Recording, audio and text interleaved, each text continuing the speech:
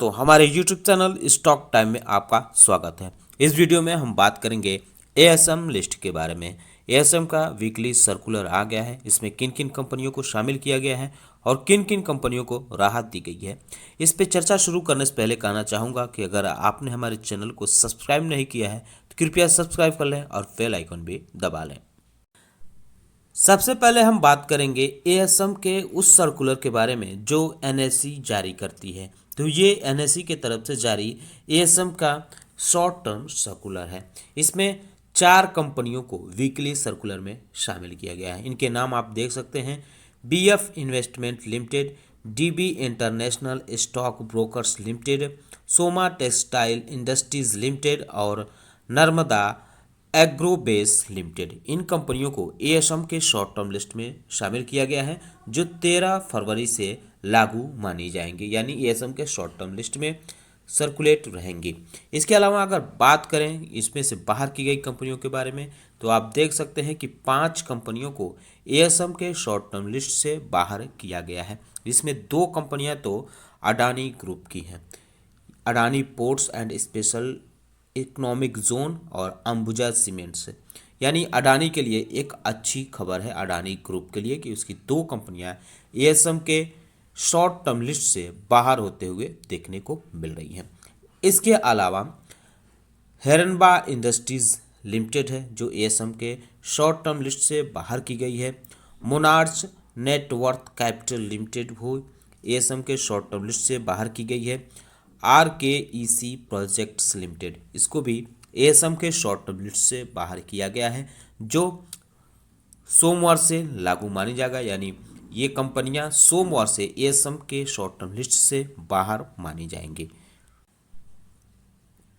इसके अलावा अगर बात करें एएसएम के लॉन्ग टर्म लिस्ट के बारे में, तो इसमें से 3 कंपनियों को शामिल किया गया है। इसमें आप देख सकते हैं एम्पीरियन कैशवेज लिमिटेड, ये एएसएम के लॉन्ग टर्म लिस्ट में शामिल की गई है।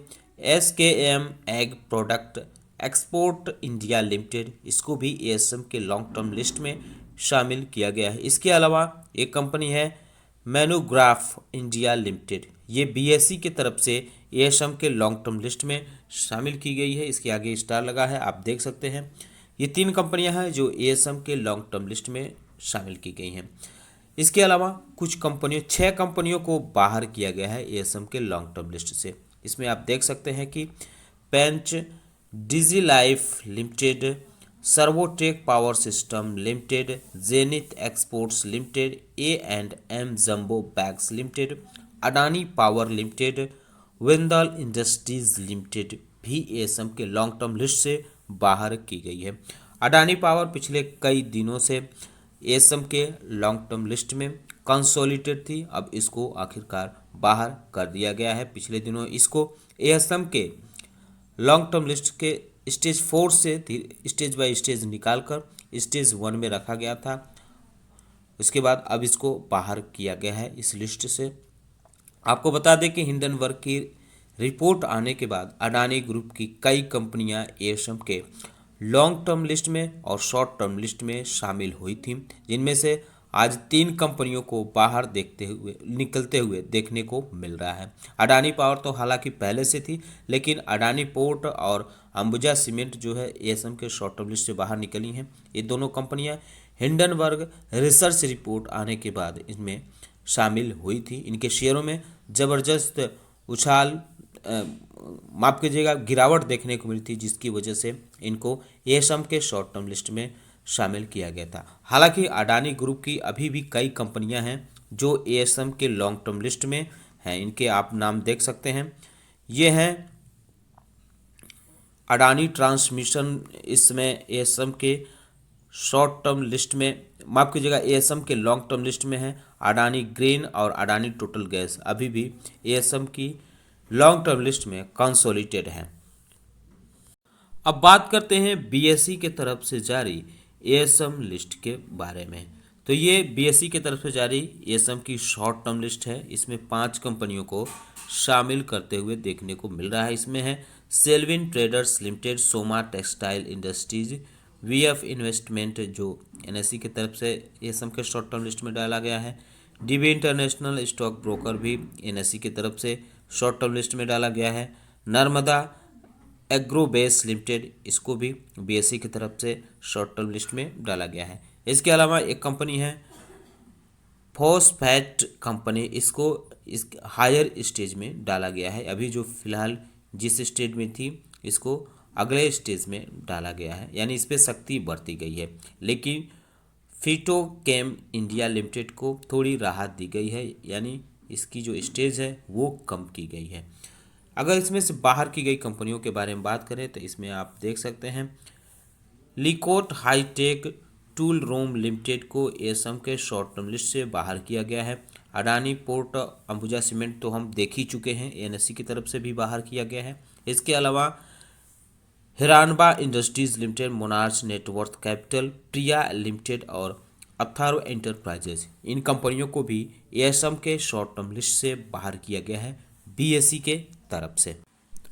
अगर बीएसई के लॉन्ग टर्म एएसएम लिस्ट की बात करें तो इसमें 6 कंपनियों को शामिल किया गया है। अथर्व एंटरप्राइजेज के अलावा monograph limited, MSR India, Paragon financial limited है, रिलाई cab cable manufacturing, SKM egg product export limited है। इन कंपनियों के अलावा कुछ कंपनियां हैं जिन पे सख्ती बरती गई है और कुछ को राहत दी गई है। तो ये कंपनी है Parvati sweeteners and power limited, इसको स्टेज 2 में डाला गया है स्टेज 1 से। इसके अलावा 3-4 कंपनियां ऐसी हैं जिनको चेंज किया गया है, जिनको लाया गया है। हेमंग रिसोर्स लिमिटेड को अब स्टेज 1 में डाल दिया गया है। वहीं रॉयल इक्विपमेंट्स लिमिटेड को भी स्टेज 1 में डाला गया है। इसके अलावा शांति एजुकेशनल इंस्टीट्यूटर को स्टेज 2 में लाकर डाल दिया गया है, जो पहले स्टेज 3 में थी। इसके अलावा एसवीपी हाउसिंग लिमिटेड को स्टेज 3 में डाला गया है, पहले ये स्टेज 4 में थी। तो इन कंपनियों को राहत दी गई है। अगर बात करें एएसएम के लॉन्ग टर्म लिस्ट से बाहर की गई कंपनियों के बारे में तो इनकी लिस्ट लंबी है। 15 कंपनियां एएसएम के लॉन्ग टर्म लिस्ट से बाहर की गई है बीएसई की तरफ से। ACI infocom limited, Adani power, alchemist corporation limited, Franklin industries, जेवरी credit capital, K and R rail engineering limited, Kiran print pack limited, प्रभांस industries limited, Smiths founder India limited. इसके अलावा